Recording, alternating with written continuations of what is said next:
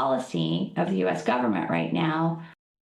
Well, to gain some more perspective on this, I spoke to Mr. Mbasa Mvenene, a lecturer at the Walter Sisulu University in South Africa.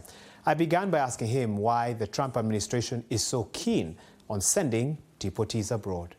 The Trump administration wants to speed up deportations, even if those people are not from Africa or they're not African nationals. And this is because of the idea that African countries that have strategic or trade relationships or aid relationships rather with the US can temporarily hold these migrants while their asylum claims are being processed or denied.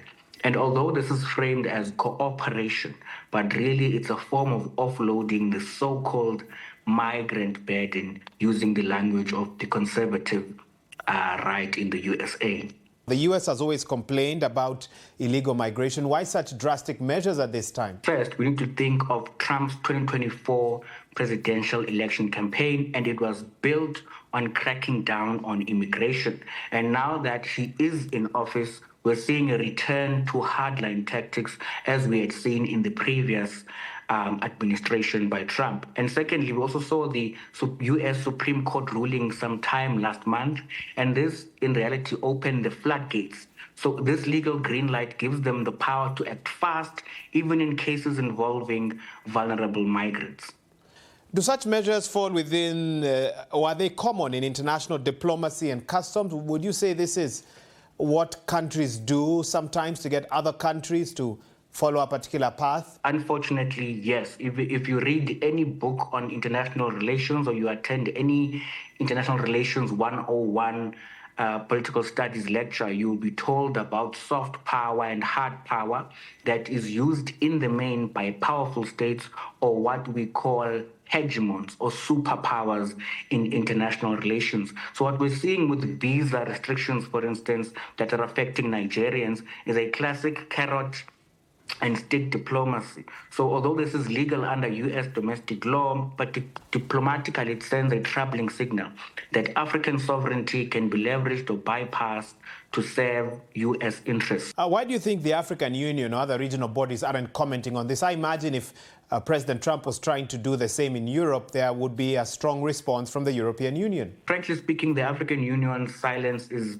disappointing. I mean, although the AU speaks boldly on sovereignty and continental dignity, but in this case, it's been largely absent.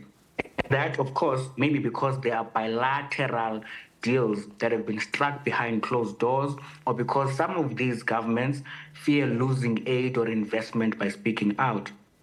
But in essence, what we should be seeing, what we should see is a united and principled response that is spearheaded by the AU with, of course, the consultation and cooperation of regional bodies such as your ECOWAS, SADC, and so on, so that when Washington or any other power interact with the continent, they interact with the continent on the basis of multilateral consultation as opposed to bilateral deals that in a way leave individual African states vulnerable to the kind of soft power that can be used by more powerful states like the USA.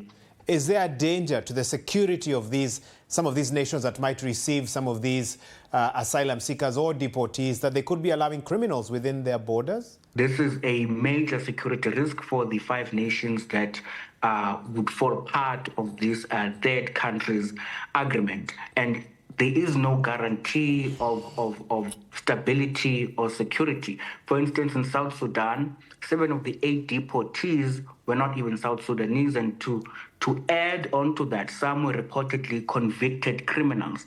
So if these African countries do agree to enter into this deal with Washington, then they should be given clear vetting information, support for reintegration, or legal safeguards or legal protection frameworks. If not, they're essentially being asked to import instability.